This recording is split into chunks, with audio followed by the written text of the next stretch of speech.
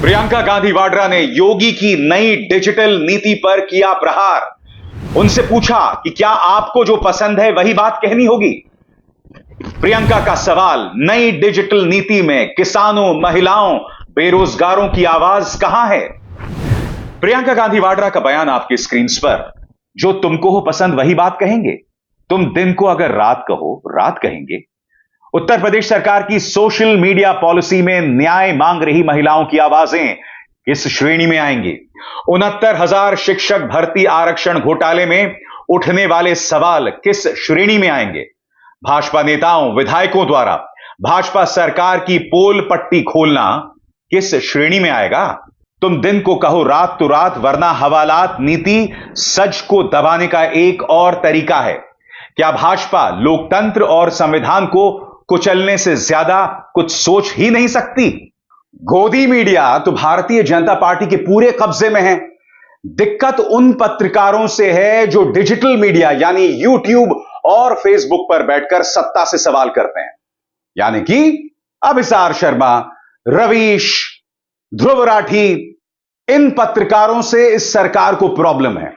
याद कीजिएगा दोस्तों, किस तरह से ब्रॉडकास्ट बिल लेकर आ रहे थे, मगर उसको लेकर विरोध हुआ, विपक्ष ने विरोध किया, पत्रकारों ने विरोध किया, गोदी पत्रकारों ने नहीं, और उसके बाद उस बिल को वापस लेना पड़ा, वापस बुला लिया। अब उत्तर प्रदेश सरकार दोस्तों एक नई नीति लेकर आई है। जी हां, एक नई डिजिटल नीति। और यह डिजिटल नीति इंडियन एक्सप्रेस के मुताबिक क्या कहती है मैं आपको बताता हूं। अगर आप उत्तर प्रदेश सरकार की तारीफ करेंगे तो आपको 5 लाख रुपए से 8 लाख रुपए मिलेंगे। और अगर आपका कोई भी कंटेंट नकारात्मक पाया गया, अश्लील पाया गया या देशद्रोही पाया गया तो आप पर एक्शन लिया जाएगा। अब यह एक्शन क्या है यह स्पष्ट नहीं है दोस्तों। आप पर एक्शन लिया जाएगा। अब इन दोनों चीजों को मिलाइए दोस्तों। तारीफ करो तो 8 लाख रुपए, मगर अगर कंटेंट नकारात्मक हो तो आप पर एक्शन लिया जाएगा। एक्शन के अंतर्गत क्या जेल भेज दिया जाएगा। एक्शन के अंतर्गत क्या आपके प्लेटफॉर्म को बंद कर दिया जाएगा। एक्शन के अंतर्गत क्या आपके घर में पुलिस पहुंच जाएगी और आपके सामान को जब्त कर लेगी। क्योंकि ब्रॉडकास्ट बिल में इन तमाम चीजों का प्रावधान था। आपको याद है कि नहीं, इसी मंच पर मैंने आपको बताया था कि ब्रॉडकास्ट बिल के अंतर्गत कोई भी पुलिस अफसर एक कंटेंट क्रिएटर के घर घुस सकता है, आपके सामान को जब्त कर सकता है, आपके कैमरे, आपके फोन्स को जब्त कर सकता है, आपके लैपटॉप को जब्त कर सकता है, आपके काम को बंद कर दिया जा सकता है। ऐसा ब्रॉडकास्ट बिल में प्रावधान था। मगर अब एक नई डिजिटल नीति आई है उत्तर प्रदेश सरकार की, जिसमें तारीफ करने वालों को 8 लाख रुपए और सवाल करने वालों पर, नकारात्मक काम करने वालों पर कार्रवाई। मैं आपको एक बात बतलाना चाहता हूं दोस्तों, इस सरकार में नौकरशाह हैं शिशिर सिंह। उन्होंने कहा कि भाई सजा का कोई प्रावधान नहीं है, तो इसको लेकर इतना हवा पैदा करने की कोई जरूरत नहीं है। मगर हाथ कंगन को आरसी किया। मैं आपको बतलाना चाहता हूं कि उत्तर प्रदेश सरकार ने इससे पहले क्या क्या किया, इसीलिए उनकी नीयत पर सवाल उठते हैं। आपको याद है सुरेश राणा, पश्चिमी उत्तर प्रदेश का एक पत्रकार, उसने सिर्फ एक मंत्री से सवाल पूछा था, उसे जेल भेज दिया गया था। आपको याद है सुरेश राणा ने किस तरह से सवाल किया था, बहुत ही सभ्य तरीके से। वो वीडियो मैं आपको फिर से दिखाना चाहता हूं, देखिए। आपने कहा था कि ये खड़गवंशी समाज का गांव यानी मेरा अपना गांव है, तो आपने कहा था कि मैं बुधनगर खंडुआ जो मेरे एरिया में आता है इसे मैं गोद ले रही हूँ, और आपने मंदिर पर खड़े होकर शपथ ली थी कि ये गांव मेरा है और मैं इस गांव की हूँ। आपने जो गांव के बड़े बुजुर्ग हैं उनसे भी कहा था कि जो आप काम है आपका वो आप मुझसे कहें, मैं इसका पूर्ति कराऊंगी, और अगर इस बार मेरी विजय होती है तो मैं इस गांव में दोबारा आऊंगी। इसके बाद भी आप इस गांव में दोबारा नहीं आई थी। बुधनगर में एक भी बारात घर नहीं है, नहीं यहाँ पर सरकारी शौचालय की व्यवस्था है, और आपने कहा था कि मंदिर से लेके इस वाली रोड को पक्का कराऊंगी। आपने यहाँ से लेकर जो खंजा वाला रोड था इसे मैं पक्का कराऊंगी। अभी तक ये रास्ता इतनी कच्ची है, यहाँ बाइक तक पैदल वाले भी लोग परेशान हो जाते हैं। और गांव वालों की विशेष परेशानी ये थी कि आपने ये भी कहा था कि देवी माँ के मंदिर की मैं बाउंड्री कराऊंगी। आपने उसकी अभी तक सुनवाई नहीं करी थी। गांव वालों ने बहुत ही प्रेशर दिया था कि हम जा रहे हैं वहाँ पर, आपके कार्यालय भी गए थे मगर उनकी कोई भी सुनवाई नहीं हुई थी। आप बताइए, आप इसके बारे में क्या कहोगे? और इसके बाद क्या होता है दोस्तों, जैसे कि इन तस्वीरों में आप देख सकते हैं, सुरेश राणा को जेल भेज दिया जाता है सिर्फ सवाल पूछने पर। इसमें कोई बदतमीजी नहीं है, मंत्री महोदया की जान को कोई खतरा नहीं है, बावजूद उसके सुरेश राणा को जेल भेज दिया गया। इसीलिए मुख्यमंत्री आदित्यनाथ का जो ताजा डिजिटल फरमान आया है, इस पर शक पैदा होता है। शिशिर सिंह बेशक ये कहते रहे कि भाई सजा का कोई प्रावधान नहीं है, सबसे बड़ी बात, जो उत्तर प्रदेश सरकार के स्कीम्स की तारीफ करेगा उसे 5 लाख से 8 लाख रुपए। बताइए, क्या उत्तर प्रदेश सरकार को पत्रकार नहीं चाटुकार चाहिए? और लाइन से खड़े हुए लोग 5 लाख रुपए 8 लाख रुपए लेने के लिए, तो स्वाभाविक सी बात है दोस्तों, एक खास किस्म के पत्रकार चाहते हैं ये लोग। याद है आपको, स्वर्गीय पवन जायसवाल, इनकी एक खबर थी मिड डे मील स्कीम को लेकर। उसके बाद पवन जायसवाल को इतना परेशान किया गया, इतना परेशान किया, अभी कई महीनों पहले उनकी कैंसर से मौत हो गई थी। तथ्यों पर आधारित उनकी खबर थी। खबर यह थी कि मिड डे मील स्कीम में जो छोटी छोटी बच्चियां हैं, उन्हें जो खाना मिल रहा है, खराब क्वालिटी का खाना मिल रहा है। पत्रकार सामान्य से सवाल करते हैं और भाजपा के नेता बौखला जाते हैं। स्मृति ईरानी आजकल फिर से वापसी करने की कोशिश कर रही हैं। अभी हाल ही में एक चाटुकार को इंटरव्यू दिया है इन्होंने, जिसमें वो राहुल गांधी की तारीफ कर रही थी। आपको याद है किस कदर अहंकार था इनका जब ये सांसद हुआ करती थी? वो वीडियो आपको याद है? पत्रकार ने एक सामान्य से सवाल किया था, उसकी नौकरी चली गई थी। देखिए वो वीडियो। क्षेत्र का अपमान मत करो, तुम भास्कर से हो तो क्या? नहीं, भास्कर से कोई मतलब नहीं अपमान करने वाली। दैनिक भास्कर से आप हो, सबसे मुखर सांसद और एक मुखर नेता है जी। लेकिन दैनिक भास्कर से हो तो सलोन विधानसभा मेरी विधानसभा है, जी, लोकसभा जी, क्षेत्र की। जी। आप अपमान मत करो जी। लेकिन मैम अगर आप इस क्षेत्र में आई हैं तो फिर दो शब्द बोल दिया दीदी, दो शब्द मैम आप बोल क्षेत्र का अपमान कर दे पत्रकार होते। नहीं, आपके क्षेत्र का अपमान नहीं हो रहा, लेकिन आप पहली बार ऐसा कर रही है, तो इसलिए आपसे मैं कह रहा हूँ, मतलब आप दो शब्द बोल दिए, बोलना नहीं चाह रही हैं। आप अगर मेरे क्षेत्र का अपमान करेंगे भैया तो मैं आपकी मालिकाना उनको फोन करके कहूंगी, पत्रकार को अधिकार नहीं क्षेत्र की जनता का अपमान करें। नहीं, मैं कोई अग्रवाल जी है ना, कोई अपमान नहीं हो रहा है। मैं करूंगी फोन और कहूंगी सलोन विधानसभा क्षेत्र अमेठी लोकसभा क्षेत्र का हिस्सा है, मेरी क्षेत्र की जनता का अपमान मत करिए। आप होंगे बड़े रिपोर्टर, लेकिन आपको जनता का अपमान करने का अधिकार नहीं। दीदी आइंदा मेरे क्षेत्र की जनता का अपमान मत कीजिएगा। हम लोग दो शब्द बोलने के लिए भैया आगे से मेरी क्षेत्र की जनता का अपमान मत करिएगा, मैं बहुत प्यार से निवेदन कर रही हूँ, वरना जाहिर सी बात है, उत्तर प्रदेश सरकार ये जो नई डिजिटल नीति लेकर आई है, इसको लेकर विपक्ष में चिंता है। असदुद्दीन ओवैसी ने बयान दिया है, कांग्रेस ने बयान दिया है, समाजवादी पार्टी ने बयान दिया है। सबसे पहले मैं आपको बतलाना चाहता हूं ओवैसी इस मुद्दे पर क्या कह रहे हैं।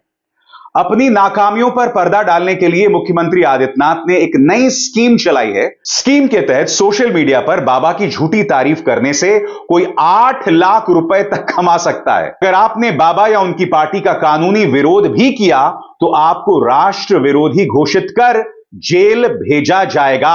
आपके टैक्स से पैसों से अब आईटी सेल वालों का घर चलेगा। और आपको समझना पड़ेगा दोस्तों कि मुख्यमंत्री आदित्यनाथ के बारे में ओवैसी ये बात क्यों कह रहे हैं, क्योंकि जाहिर सी बात है भाजपा की एक लंबी चौड़ी आईटी सेल है। वो आईटी सेल जो महिलाओं को गाली देती है, पत्रकारों को गाली देती है। तो ओवैसी यहां पर यह सवाल उठा रहे हैं कि भाई क्या लोगों के पैसे से, लोगों के टैक्स के पैसे से आईटी सेल के गुर्गों का भरण पोषण होगा? भाई ये सवाल है।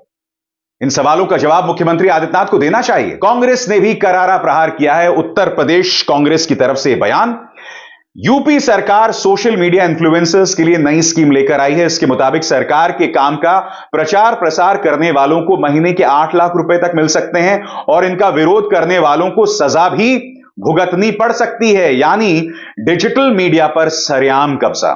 सरकार अब बिना किसी डर या संकोच सरेआम मीडिया को गोद लेने पर उतारू हो गई है। यह लोकतंत्र के लिए खतरा नहीं तो क्या है? आपकी स्क्रीन पर पवन खेरा, कांग्रेस के प्रवक्ता पवन खेरा क्या कह रहे हैं आपकी स्क्रीन पर। क्या बीजेपी विरोधी या सरकार विरोधी टिप्पणी देश विरोधी मानी जाएगी? आपत्तिजनक टिप्पणी की क्या परिभाषा है? क्या आप डबल इंजन की सरकारें अभिव्यक्ति की स्वतंत्रता का गला घोटने की तैयारी कर रही है? इंडिया गठबंधन के विरोध के कारण मोदी सरकार को ब्रॉडकास्ट बिल 2024 वापस लेना पड़ा। क्या अब चोर दरवाजे से तानाशाही लाई जा रही है? और यह बहुत अहम बात है दोस्तों, केंद्र सरकार नहीं ला पाई तो अब क्या होगा? अलग अलग राज्य सरकारें इस तरह की नीतियां ला सकती हैं जिससे बीजेपी का काम होगा। इसीलिए ये जो नई डिजिटल पॉलिसी आ रही है वो चिंतित करने वाली है। और क्यों चिंतित करने वाली है मैं आपको बताता हूं। क्योंकि ब्रॉडकास्ट बिल लाने के लिए आपको संसद में कानून लाना पड़ेगा। इस वक्त भाजपा के पास लोकसभा में बहुमत नहीं है, राज्यसभा में है, लोकसभा में अपने दम पर बहुमत नहीं है। इसके अलावा इसको लेकर विरोध होगा, इसे अदालतों में चुनौती दी जाएगी। मगर ये जो नई डिजिटल नीति उत्तर प्रदेश सरकार लेकर आई है, इसे आपको विधानसभा में पारित करने को लेकर कोई जद्दोजहद नहीं करनी है।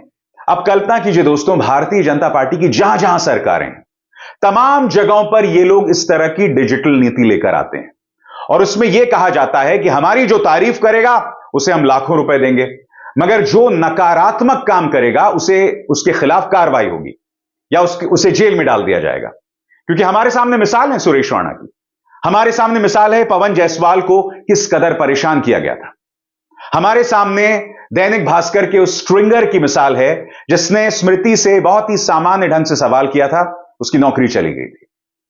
तो यह मानसिक सोच है। अब कल्पना कीजिए कि गुजरात में, महाराष्ट्र में, उत्तर प्रदेश में, उत्तराखंड में, तमाम जगहों पर जहां जहां भाजपा की सरकार है या पूर्वोत्तर में जहां जहां भाजपा की सरकार है, वहां पर इस तरह का फरमान जारी कर दिया जाए, यहां इस तरह की नीति जो है वो लागू कर दी जाए जहां पर ये लोग बहुमत में हैं।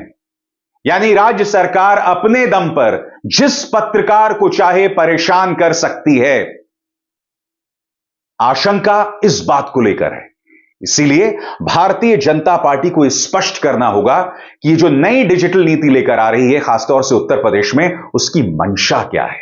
बहरहाल उत्तर प्रदेश सरकार ने स्पष्ट कर दिया है कि वो खबरें जिसमें कहा जा रहा है कि झूठी खबरों पर आजीवन कारावास दिया जाएगा, वो फेक न्यूज है। आपके स्क्रीन पर info Uttar Pradesh fact check में इसको लेकर स्पष्टीकरण दिया गया है। Uttar Pradesh digital media policy 2024 के अंतर्गत अभद्र टिप्पणी पर आजीवन कारावास तक की सजा के प्रावधान को लेकर भ्रामक सूचना सोशल मीडिया पर वायरल की जा रही है। उत्तर प्रदेश सरकार की ओर से डिजिटल मीडिया पॉलिसी में ऐसा कोई प्रस्ताव स्वीकृत नहीं किया गया है, यानी कि कम से कम आजीवन कारावास को लेकर उत्तर प्रदेश सरकार ने अपना रुख साफ कर दिया है। सवाल तो किए जाएंगे, आप अभिसार की आवाज को दबा दें, ध्रुव या रवीश, अजीत, इनकी आवाज को दबा दें, मगर फिर भी सवाल उठेंगे। देश की जनता जागरूक हो चुकी है, उसके मन में सवाल हैं। उसके सवाल उठाने वाले पत्रकारों को बेशक आप दबा दें, मगर जनता के मन के अंदर जो असहजता है, जो रेस्टलेसनेस है, उसे आप नहीं दबा सकते हैं। वो सवाल करते रहेंगे, लगातार करते रहेंगे। आप अपने चाटुकारों की फौज बनाइए, देते रहिए लाखों रुपए आपकी सरकार को प्रमोट करने वाले पत्रकारों को। और वो पत्रकार कौन है सब जानते हैं। मैं आपको याद दिलाना चाहूंगा, गणेश शंकर विद्यार्थी एक ऐसे महान हस्ती जिन्होंने अपनी जान न्यौछावर कर दी थी सांप्रदायिक एकता के लिए। आप जानते हैं, आज से कई सालों पहले मुख्यमंत्री आदित्यनाथ ने एक ऐसे पत्रकार को गणेश शंकर विद्यार्थी पुरस्कार दिया था जो प्राइम टाइम में सिर्फ जहरीले डिबेट्स करता था। तो यह तो सोच है भाजपा की। मैं उम्मीद करता हूं कि आप बाज आएंगे। आप कई मुद्दों पर यू टर्न ले रहे हैं। मैं उम्मीद करता हूं आप समझेंगे कि आप क्या करने की कोशिश कर रहे हैं। क्योंकि देखिए दोस्तों, इस मंच पर तो सवाल किए जाएंगे, सवाल पूछा जाएगा और जवाब मांगे जाएंगे। यह अपना स्टाइल है। अभिसार शर्मा को दीजिए इजाजत। नमस्कार। स्वतंत्र और आजाद पत्रकारिता का समर्थन कीजिए, सच में मेरा साथी बनिए। बहुत आसान है दोस्तों, इस ज्वाइन बटन को दबाइए और आपके सामने आएंगे ये 3 विकल्प। इनमें से एक चुनिए और सच के इस सफर में मेरा साथी बनिए।